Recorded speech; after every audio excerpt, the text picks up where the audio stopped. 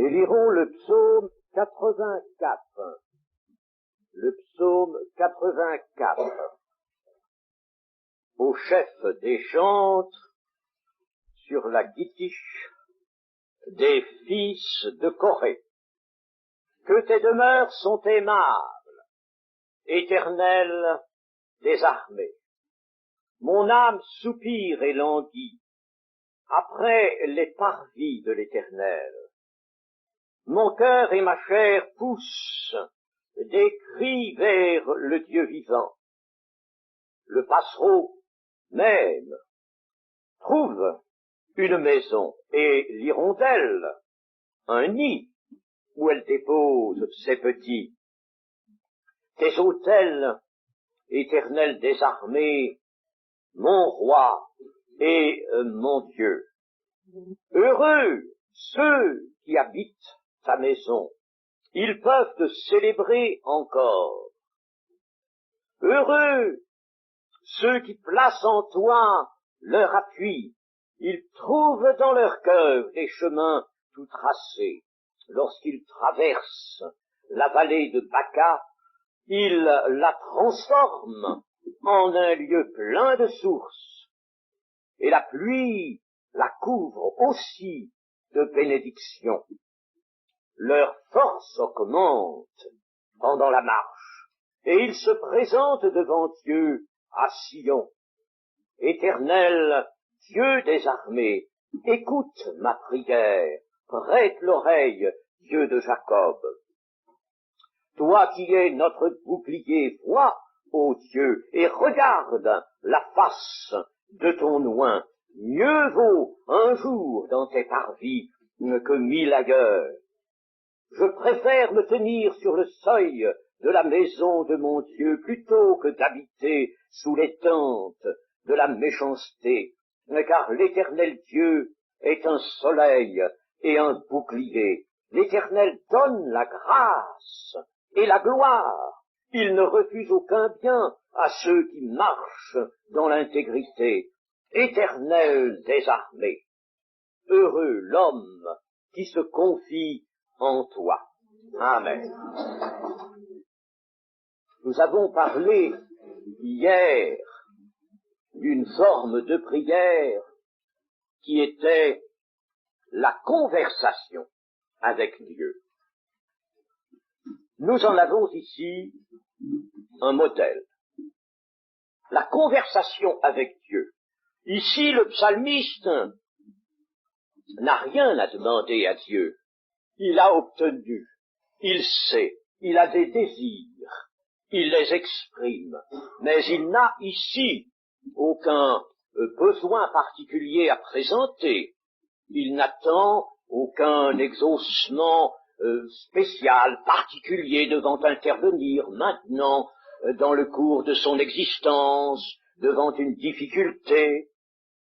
Il converse avec Dieu. Il converse avec Dieu. Et chose magnifique, Dieu lui répond. Ne pensons pas que ça, c'était dans le temps des psaumes, dans le temps d'Israël, et que Dieu volontiers parlait par une voix audible ou de différentes manières que nous ignorons, mais il parlait, il se faisait immédiatement l'interlocuteur. Ici, ce n'est pas cela. La réponse de Dieu, elle vient par la bouche même du psalmiste. C'est lui qui parle, et c'est lui qui donne la réponse de Dieu. Pourquoi voudriez-vous que toujours Dieu soit dans la nécessité de se servir d'une voix surnaturelle, ou de se servir de la voix d'un autre? Pourquoi ne se servirait-il pas de la nôtre, de notre propre voix? Le Deutéronome disait que la parole de Dieu est tout près de toi, elle est dans ta bouche. Elle est dans ta bouche, la parole de Dieu. Elle doit être dans ta bouche. Pourquoi voulez-vous que Dieu a cherché toutes sortes de moyens surnaturels? Ne flatterait-il pas peut-être, pas pour notre bien, Ne flatterait-il pas peut-être une certaine tendance, un certain goût au surnaturel, au mystique, ce qui nous détournerait de la vraie spiritualité, ce qui nous détournerait de la vraie soif de Dieu, de la vraie relation avec Dieu, de ce commerce d'esprit à esprit. Alors, Dieu qui est sage, Dieu qui est prudent, Dieu qui nous aide à parler par notre conscience, il va aussi parler par notre bouche. Je ne sais pas si vous avez fait cette expérience-là, Dieu parlant par votre propre bouche. La parole n'est pas loin de toi, elle est dans ta bouche, elle est là. Elle peut retentir par ta bouche. Alors prêtons l'oreille à cela. Il faut que véritablement notre cœur soit ce terrain sur lequel Dieu va pouvoir intervenir. Nous y sommes sur ce terrain, c'est notre cœur. Eh bien, Dieu y est aussi. Et c'est là que se déroule cet entretien avec le Seigneur notre Dieu. Dans ce psaume merveilleux, nous avons aussi, chers amis, remarquons-le, nous avons la vie chrétienne. C'est la vie chrétienne. C'est extraordinaire qu'avant le temps de la grâce, ces choses-là étaient exprimées.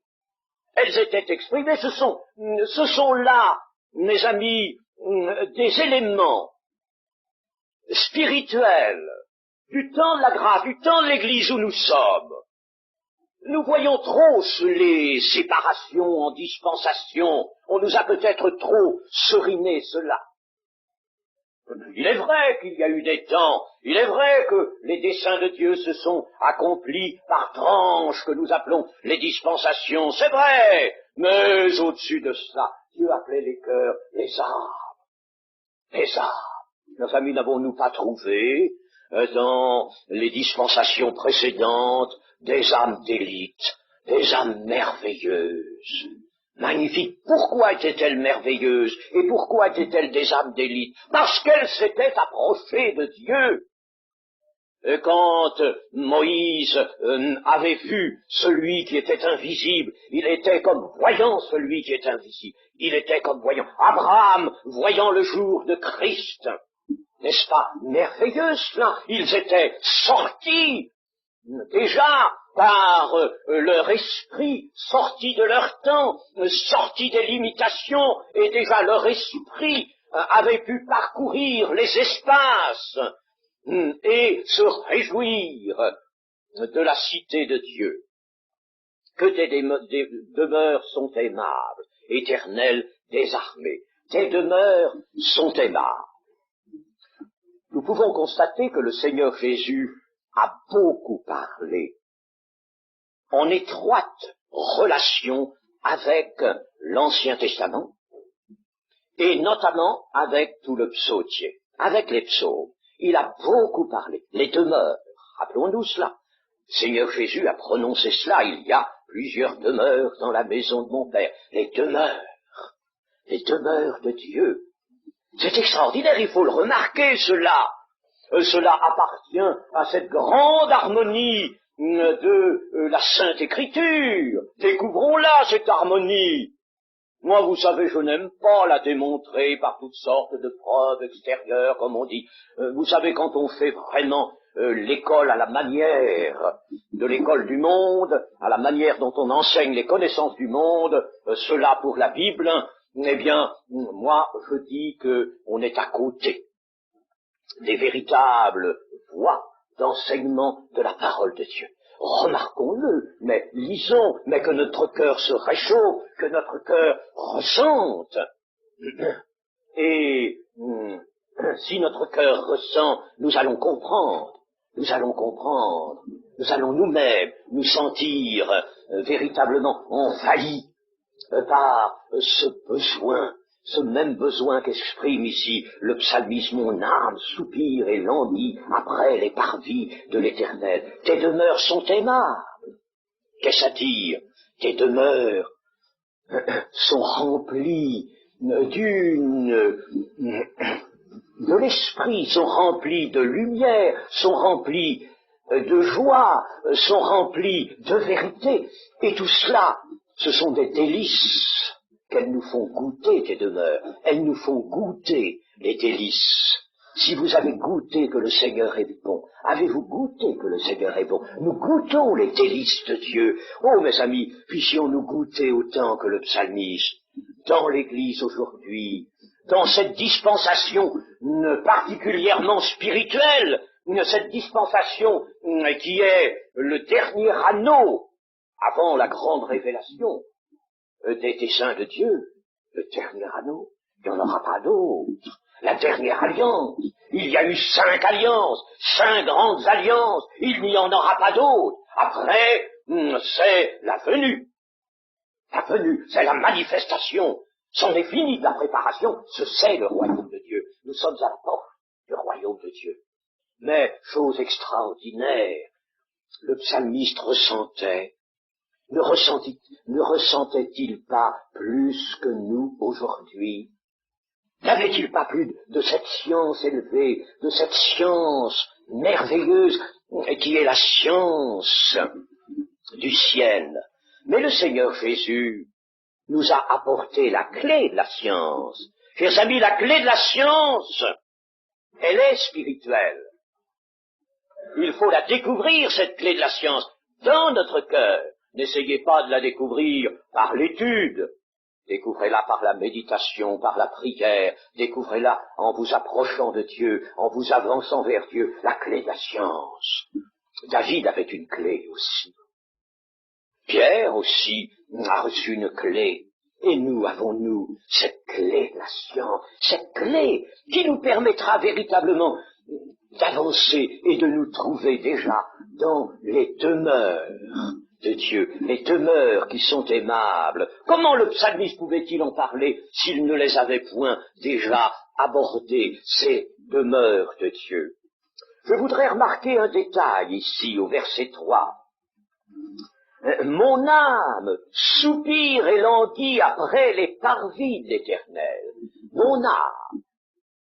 Tiens, il y a dans l'homme une âme qui soupire et languit parce que ça n'est pas assez encore maintenant. Il faudrait davantage. Il faudrait pouvoir posséder davantage, s'approcher davantage. Alors, on languit, je ne dis pas qu'on s'impatiente, mais on languit, on a déjà les harpes, comme dit le Nouveau Testament, les harpes, il nous faut plus, il faut encore plus, c'est ça qui fait que l'âme languit, elle soupire et languit après les parvis de l'Éternel. Et remarquez dans le même verset, mon cœur et ma chair poussent des cris vers le Dieu vivant. Qu'est-ce à dire? Mon âme, d'une part, mon cœur, d'autre part, ma chair encore.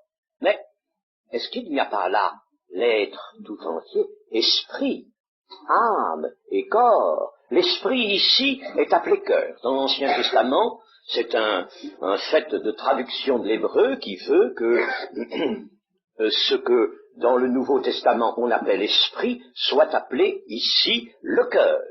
Mais d'ailleurs, dans le Nouveau Testament, l'esprit, c'est bien le cœur. C'est bien le cœur. Et nous avons ici cette constitution trialistique de l'homme. Elle est là dans l'Ancien Testament, il y a d'autres passages aussi. L'âme, le cœur, l'âme, l'esprit, et la chair, et le corps. C'est extraordinaire. Vous voyez que l'apôtre Paul n'a pas apporté une innovation, et je dirais même il n'a pas ajouté quelque chose à la révélation en nous disant que notre être tout entier c'est l'esprit, l'âme et le corps. Non, parce que c'était déjà révélé dans l'Ancien Testament. Il y a beaucoup de choses dans l'Ancien Testament. Et le temple de Jérusalem dont nous allons devoir parler, le temple de Jérusalem, n'avait-il pas les parvis, le lieu saint, et le lieu très saint, le saint des saints, trois plans. 3 parties. Et il est assez aisé lorsque l'on parcourt l'Écriture de se rendre compte qu'il y a en effet là un parallélisme à faire avec les parvis, le corps, le lieu saint, l'âme, et le lieu très saint, l'esprit. Ah, l'esprit où l'esprit de Dieu vient habiter. L'esprit de l'homme où l'esprit de Dieu vient habiter. Nous avons là, ici, dans l'Ancien Testament, cette révélation de l'homme véritable. Mais, mes amis, est-ce que tout cela, chez nous, est en mouvement d'aspiration, de soupir, en mouvement de désir vers Dieu? Mon cœur et ma chair poussent des cris vers le Dieu vivant. J'ai soif du Dieu vivant, dit un autre psaume. Est-ce qu'il y a ça chez nous, chers amis? C'est cela que je voudrais vous poser ce matin, comme question. Est-ce qu'il y a cela? Je ne crois pas que vraiment nous ayons assez de cette aspiration vers Dieu. Et cela nécessite chez nous de l'humiliation. Nous courons le danger de retomber dans des formes religieuses. Oh, c'est aisé, c'est facile. Dès que l'esprit s'éteint un peu, on a beau dire on est assemblée de réveil, on est Pentecôte. On retombe dans des formes religieuses. Chers amis, je le déplore personnellement, et je vous le dis comme je le pense. Et je vous le dis parce que souvent, le Saint-Esprit me l'a montré, il n'y a pas au fond des cœurs, il n'y a pas dans les âmes, il n'y a pas même en portant toute la chair de l'homme laisse l'être humain tout entier vers son Dieu, il n'y a pas cette force. Il n'y a pas cette force qui désire, cette soif, que celui qui a soif vienne à moi et qu'il boive. Cette soif-là, elle n'y est pas. Alors ne nous étonnons pas, mes amis, qu'il n'y ait point de baptême dans le Saint-Esprit comme il devrait y en avoir immédiatement. Ça n'attendait pas dans l'Église primitive. Et on ne concevait pas que quelqu'un qui avait cru dans la parole ne soit pas baptisé dans le Saint-Esprit. On ne comprenait pas. Alors vite, on allait lui imposer des mains pour qu'il le soit. Et il y avait cette soif. Chers amis, non, nous nous laissons trop prendre, trop accaparer par le monde, par les occupations du monde. Nous nous imaginons encore, malgré nos paroles, que nous allons faire quelque chose pour nous. Que notre vie sur la terre, c'est quelque chose qui compte et qui requiert tous les soins, toutes les activités de notre être. Alors, il n'y a plus de soif. Il n'y a pas la soif qui convient. Non. Certes, nous nous sommes approchés en nous soumettant, nous avons accepté, nous avons plié bien des choses, nous avons reçu la grâce de Dieu. C'est vrai, parce que Dieu, lui, est fidèle. Si nous le renions, lui, il ne se redit jamais, il est fidèle. Oui, c'est vrai, il nous a donné. Mais Dieu attendait plus. Dieu attend davantage. Attend bien plus. Comment pouvons-nous progresser? Comment pouvons-nous progresser, mes amis, si nous ne manifestons pas cette soif? Alors, il y a beaucoup dans notre position d'enfants de Dieu, de membres de l'Église, il y a beaucoup de conventionnels. Quand il n'y a pas la soif, savez-vous ce qu'il y a à la place du conventionnel? Nous avons admis qu'il fallait ceci, qu'il fallait cela. Nous y sommes pliés maintenant. Et nous marchons ainsi. Trop, mais pas assez, par la puissance d'une soif vers Dieu, mais qui embrase le cœur, qui embrase l'être intérieur, l'âme, et qui entraîne même le corps tout entier dans un service pour Dieu, dans une glorification de Dieu. Le corps a besoin de glorifier Dieu, comme le cœur, comme l'âme. La maison de Dieu, la maison de l'Éternel, c'était le temple de Jérusalem, à l'époque du psalmiste. Le temple de Jérusalem, c'était le tabernacle dans le désert d'abord. D'abord le tabernacle dans le désert, avec ses 3 plans, les parvis, avec le lieu saint et le lieu très saint, puis le temple de Jérusalem. Le temple de Jérusalem, c'était, à l'époque où ce psaume a été écrit, c'était la maison de Dieu. C'était la maison de l'Éternel. Mais on sent en lisant ce psaume que le psalmiste ne s'y était pas trompé. C'était la maison de l'Éternel. C'était la préfiguration de la vraie maison de l'Éternel. Il ne s'arrêtait pas à cette maison de pierre seulement, à cette maison située sur la terre. Il cherchait vraiment une autre cité, une meilleure, comme dit le chapitre 11 des Hébreux, une cité dont Dieu est le constructeur et l'architecte. Il cherchait une autre cité.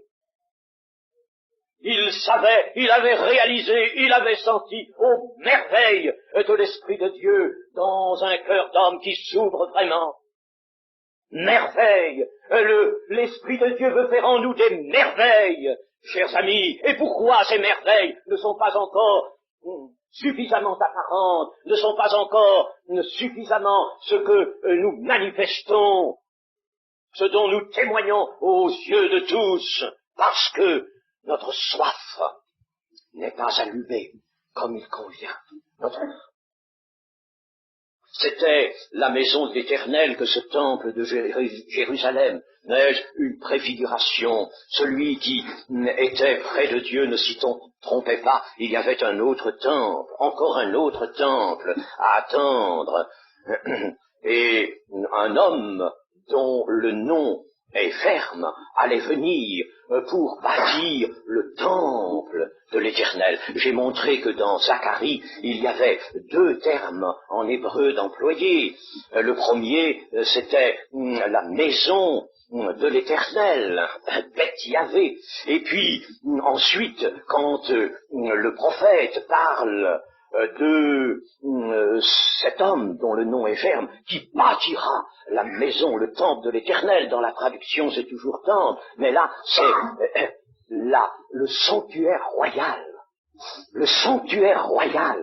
Il bâtira, dans l'hébreu, il y a un autre terme. Ce n'est plus Beth Yahvé. Le temple royal. Il bâtira le temple royal. Cet homme dont le nom est Germe. Et lorsqu'il est venu, qu'a-t-il dit d'abord? Vous faites de la maison de mon père une maison de trafic. Vous faites de la maison de mon père. C'était la maison de son père. Oui, le temple de Jérusalem, il l'appelait ainsi. Parce que, même en tant que préfiguration, il était cependant, de par la volonté de Dieu, la maison de l'Éternel. Et c'était là que l'Éternel avait manifesté sa présence. Vous en faites une maison de trafic. Ah, pourquoi? Et pourtant, les pharisiens étaient de ces gens pointilleux, étaient de ces gens très susceptibles. Si l'on dérangeait quelque chose de la tradition, ils étaient scandalisés, tout aussitôt. Alors, pourquoi laissaient-ils faire? Parce que peu à peu, la tradition, précisément, les habitudes, avaient absorbé cela, avaient absorbé tout cela. Oui, tout cela avait été absorbé, rendu naturel, rendu convenable. Et l'on ne pensait plus que cela irritait l'Éternel. On n'y pensait plus à cela. Cela irritait l'Éternel. Cela était une offense, une provocation à Dieu. Vous faites de ma maison une caverne de voleurs. Et pour que le Seigneur ait fait ce jour-là un fouet, avec des cordes et chassé tout ce monde, les animaux, les fendeurs, les changeurs, dans une indignation, une sainte indignation. Oh, mes amis, il fallait que ce fût véritablement quelque chose qui, vu du haut du ciel, était un scandale. Entrant dans nos habitudes. Attention, nous aussi, nous avons des habitudes. Et croyez-vous que certaines habitudes, là où l'on se réunit pour louer et pour prier le Seigneur, vous croyez que certaines habitudes, notamment ces habitudes de parler, d'aller vers l'un, vers l'autre, vous croyez que cela est condamnable? Nous sommes plus scandalisés. C'est rentré dans les habitudes. Nous sommes plus scandalisés. Mes chers amis, c'est pourtant un scandale. C'est pourtant un scandale. On me citait une assemblée évangélique en un certain lieu, assemblée de Pentecôte, où dès l'entrée de la porte, on était silencieux. Dès l'entrée de la porte, on avait conscience d'être dans la présence du Seigneur, et l'on rejoignait sa place. Les femmes prenaient leur voile. Cela encore n'est peut-être qu'un aspect, vous me direz, pas tellement extraordinaire, c'est un aspect peut-être encore, peut-être extérieur, il y a peut-être du bon tout de même à l'intérieur, certes il y a du bon, mais il y a aussi, mes amis, des habitudes que nous contractons et qui ne nous choquent plus, bien que, au regard de Dieu, elles peuvent être choquantes. Pensons à cela. Quand nous chantons, par exemple, des versets que nous avons prélevés dans la Sainte Écriture, savons-nous qu'ils sont inspirés du Saint-Esprit? Savons-nous qu'ils sont sortis de la bouche de Dieu? Quand le psalmiste a parlé ici, c'est bien la bouche de Dieu qui a parlé. La parole de Dieu, si nous disons que la Bible est la parole de Dieu, c'est qu'elle est sortie de la bouche de Dieu. Alors, quand nous chantons ceci, mieux vaut un jour dans tes parvis que 1000 ans ailleurs, nous le chantons cela aussi. Bien d'autres choses. Est-ce que quand nous le chantons, nous ne le chantons pas en dehors de la pensée que porte ce verset, en dehors de ce joyau, qu'est ce mot, cette parole, ce verset, en dehors de sa valeur? Mieux vaut un jour dans tes parvis que 1000 ailleurs. Mes chers amis, c'était de tout son cœur que le psalmiste disait cela. C'était avec son cœur. Combien il le pensait, combien il savourait ce qu'il exprimait là. Mieux vaut, il y avait une valeur, Ce n'était pas quelque chose de plus agréable qu'autre chose, non, ce n'était pas une question de mieux-être que ce jour-là, non, un jour peut-être que l'on préférait aux autres, non, mieux vaut, il y avait une valeur qui s'attachait à ce jour, une valeur particulière, d'être dans les parvis de l'Éternel. Mieux vaut cela. Il y avait une grande valeur, et dans cette valeur, il y a tout, absolument tout le don de Dieu. Tout ce que don, et le don de Dieu, c'est d'abord le don de son Fils. Comme victime expiatoire, c'est le don de son Fils. Voilà la valeur. Voilà pourquoi nous allons dans le lieu du sacrifice, car le sanctuaire est le lieu du sacrifice. Chers amis, quand vous le chanterez ça, si vous le chantez encore, le chanterez-vous autrement, avec votre pensée, les autres choses qui proviennent de la Sainte Écriture. Chers amis, je ne voudrais pas qu'on les galvaude. Personnellement, je ne peux pas accepter qu'on galvaude l'Écriture. Je ne peux pas l'accepter, je pense que Dieu ne peut pas l'accepter. Alors, chers amis, est-ce qu'il ne faudrait pas que notre sensibilité spirituelle soit à nouveau émoussée? N'a-t-elle pas besoin d'être à nouveau émoussée? Sentez-vous ce que je veux dire? À nouveau émoussée? Savez-vous que par perte de sensibilité spirituelle, le protestantisme est devenu ce que nous savons? Il est tombé dans l'intellectualisme. Alors on a fini par déchirer la parole de Dieu, par nier l'inspiration. Et puis alors, dire des choses immondes, révoltantes contre Dieu. Il ne s'agit pas, chers amis, de disserter sur la parole de Dieu. Il faut la boire, il faut la recevoir. Nous avons plus d'un passage qui nous montre que le rouleau du livre, il fallait le manger. Jean l'a mangé, Ézéchiel l'a mangé, le rouleau du livre, et il a été amer pour une part, mais doux aussi, doux et amer. Ah, il y a des choses dans la parole de Dieu qui sont amères. Il y a des choses que je vous dis ce matin et qui sont amères, je m'en rends compte parfaitement. Chers amis, je vous dis ma pensée.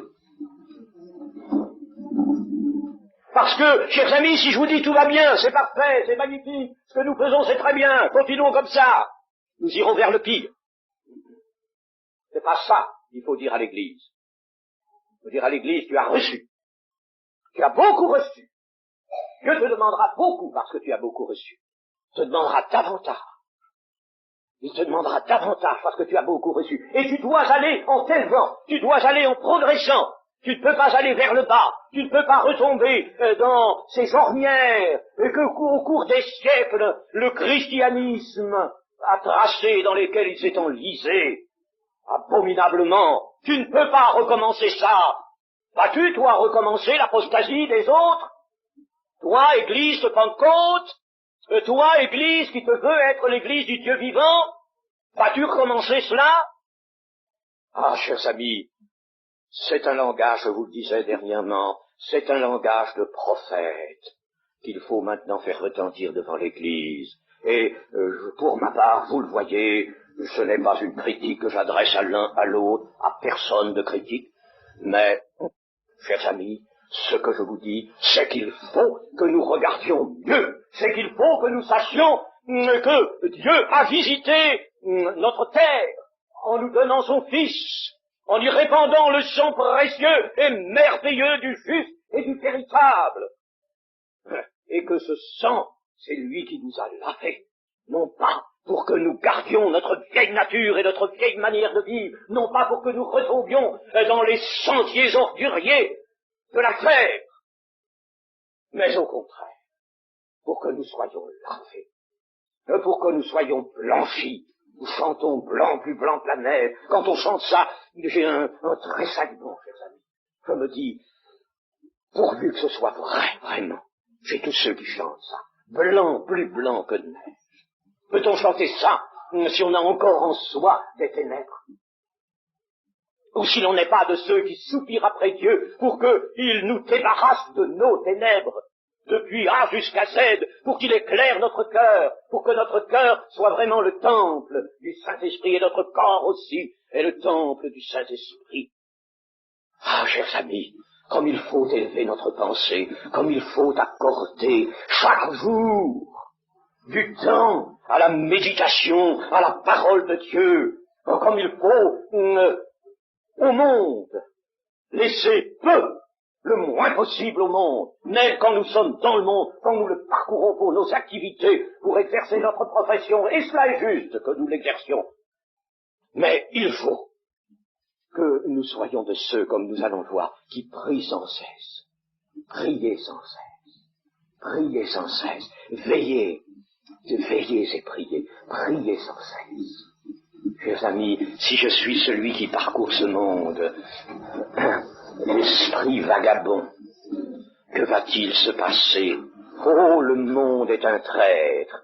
Le monde aura vite fait de me reprendre, de s'accrocher à moi.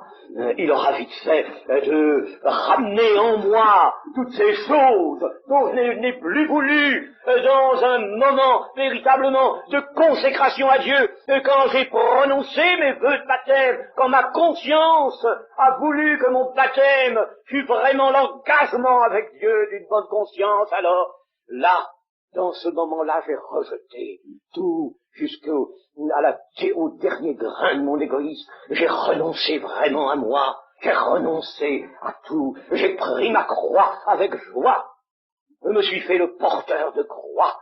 Et cela était ma joie, la joie de mon cœur, cette joie que je dois encore célébrer, pas une autre, celle-là. Alors, si je suis dans le monde et je le parcours sans entretenir ma relation avec Dieu, que va-t-il se produire? Toutes ces choses du monde vont revenir sur moi comme un vêtement. Moi qui tout à l'heure étais l'homme des béatitudes, je vais me retrouver quoi donc? L'homme de la terre. L'homme de la terre, curieux, et qui va remplacer l'aspiration spirituelle par une curiosité de son intellect, mais non plus par une aspiration de son esprit. Oh, le balancement est vite fait, chers amis, le balancement est vite fait. Vous savez, c'est vite fait de rester dans les rangs de l'Église et de n'être animé que d'une curiosité ou d'un attachement à des choses qui certes nous plaisent, nous conviennent, auxquelles nous sommes habitués. Une sorte de cocaïne, peut-être, mystique, nous est ainsi administrée par le monde. Mais oui, une drogue, absolument, le monde a une drogue. Sa mentalité est une drogue. Pas autre chose, une drogue. Alors, est-ce cette drogue que nous allons reprendre? Ah, mes amis, combien nous avons besoin de nous retrouver avec Jésus sur la montagne des béatitudes. Il était là sur la montagne, il y est toujours. Il y est toujours pour nous. Et si nous sommes de ses disciples, nous sommes avec lui sur la montagne, nous chantons aussi, n'est-ce pas? Cela, nous le chantons. Je veux monter sur la montagne. N'est-ce pas? C'est là que l'on rencontre Dieu. Mais est-ce simplement du chant, cela? Du chant des lèvres? Est-ce que nos jeunes ont pensé à cela? Je veux monter sur la montagne de la béatitude. C'est là que le Seigneur me dira, ici il y a 3 béatitudes, le Seigneur en a 8. Il me dira, heureux les pauvres en esprit, car le royaume des cieux est à eux. Tu es dans le royaume des cieux. Tu as le royaume des cieux dans ton cœur. Tu as le royaume de Dieu dans ton cœur, si tu es sur la montagne des béatitudes. Et chers amis, bien sûr, vous me direz, mais il faut avoir les 2 pieds sur la terre, comme on le dit souvent. Quand on veut trahir quelque chose, on dit cela. Il faut avoir les pieds sur la terre. Moi je dis, il faut avoir la tête au ciel. Ne vous occupez pas des pieds, ils sont en bas. Il faut avoir le cœur au ciel. Il faut avoir son trésor dans le ciel. C'est ça. Ne vous occupez pas de la terre. Dieu a tout prévu. Nous ne serons pas des rêveurs. Nous ne serons pas des gens absents de leurs occupations sur la terre. Soyez tranquilles, au contraire. Nous étonnerons le monde par la manière dont nous pourrons nous acquitter des choses de la terre. Avoir sa tête, là, avoir son cœur, là. Le psalmiste, lui, il avait son cœur dans le ciel. Son cœur était là. Alors, c'est là qu'était toute son affection, tout son amour, et tous ses soupirs allaient vers là, vers le ciel, vers les demeures de Dieu. Mes chers amis, s'il y a eu sur la terre le tabernacle, s'il y a eu le temple de Jérusalem, préfiguration, il y a eu le Seigneur Jésus-Christ qui parlait de son corps comme le temple de Dieu, il était lui le temple. Et l'Écriture nous montre que les choses sont allées en marchant, et maintenant la maison de l'Éternel, nous dit l'Épître aux Hébreux chapitre 3, c'est nous. La maison de l'Éternel, c'est nous, c'est l'Église. C'est le sanctuaire spirituel, la maison spirituelle, c'est cela le temple. Mais cela n'est encore que l'approche, la préparation pour aller où? Dans les tabernacles éternels. Les tabernacles éternels. Mais le psalmiste les voyait de loin, les tabernacles éternels. Les voyons-nous, nous? Est-ce que c'est bien cela que nous mettons au-dessus de tout? Est-ce que c'est cela qui réjouit notre cœur? Est-ce qu'il y a une flamme pour les tabernacles éternels? Et l'Apocalypse, dans cette apothéose prophétique, magnifique, l'Apocalypse nous dit, et il habitera avec les hommes, il habitera avec eux, il tabernaclera, littéralement, avec eux, il fera tabernacle, il aura tabernacle avec les hommes, et les hommes habiteront avec lui, et alors, ce sera la joie éternelle, ce sera véritablement, la vie, dans toute son expression, la vie de Dieu que nous vivrons, mes amis. Et c'est cela qui compte. Et c'est vers cela que nous marchons. Nous sommes dans une marche. Il faut certes traverser maintenant la vallée de Baca, c'est-à-dire non pas la vallée des pleurs comme une note dans nos versions l'indique. C'est la vallée de la sécheresse. C'est pas la vallée des pleurs. C'est une traduction fautive de Baca. La vallée de la sécheresse. La vallée de la sécheresse, il la transforme en un lieu plein de sources. Il y a des sources, et il y a même de la pluie qui la couvre. Aussi de bénédiction, la pluie de bénédiction sur la terre. Alors nous dirons, je me dessèche dans ce monde. Ne serait-ce pas une excuse que nous prendrions dans ce monde en parcourant la vallée de la sécheresse, en parcourant cette terre desséchée, de laquelle le Seigneur est venu, lui aussi, quant à son humanité, il est sorti d'une terre desséchée. Nous aussi, nous sommes sortis de cette terre desséchée, mais par lui, nous avons alors un chemin plein des chemins tout tracés, Nous avons un lieu plein de sources. Les sources abondent, les sources de l'esprit, les sources de la vie, l'esprit, l'eau qui coule de Dieu, du temple de Dieu est là, faisant pousser pour nous des arbres de la vie. Nous avons cela dans ce monde, dans cette terre. Nous avons tout cela. Nous pouvons franchement parcourir ce monde en chrétien. Mais, chers amis, il faut que dans notre cœur, cette soif, ce désir de Dieu soit allumé. Il faut qu'il flambe, ce désir. Il faut que ce feu que Jésus est venu apporter sur la terre soit en nous, qu'il brûle en nous un feu que je suis venu apporter, un feu sur la terre. Et vous savez ce que fait le feu? Il sépare. Brûler une roue de voiture comme on les faisait autrefois, il restera le fer. Le bois aura brûlé.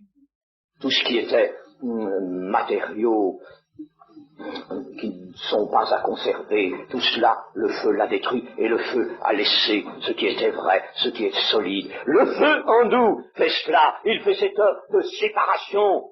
Et le feu, alors, devient ce feu de l'amour, cette soif de Dieu. Oh, chers amis, nous ne réussirons à rien, je vous le dis, si nous n'avons pas cette soif. Alors, mettez-vous à genoux, priez le soir. Laissez toute distraction, laissez cette télévision. Laissez-la. Je ne vous donne pas d'ordre, mais je vous dis, laissez-la. Laissez-la à qui cela plaît. Mais vous, approchez-vous de Dieu. Approchez-vous de Dieu avec soif, avec prière. Le soir, ce moment merveilleux, ce dimanche de la journée, un jour, nous l'avons lu ici, mieux vaut un jour dans tes parvis que 1000 ailleurs. Et si nous étions à d'autres occupations, nous serions ailleurs que dans les parvis de l'Éternel. Plaçons-nous dans les parvis de l'Éternel. Et mes amis, alors là, vous verrez combien nous grandirons. Vous verrez combien nous serons vraiment des gens appartenant au corps de Christ, à l'Église de Christ, des gens réveillés, véritablement, des gens de Pentecôte, véritablement ayant le feu de la Pentecôte dans notre cœur, que le Seigneur le veuille. Amen.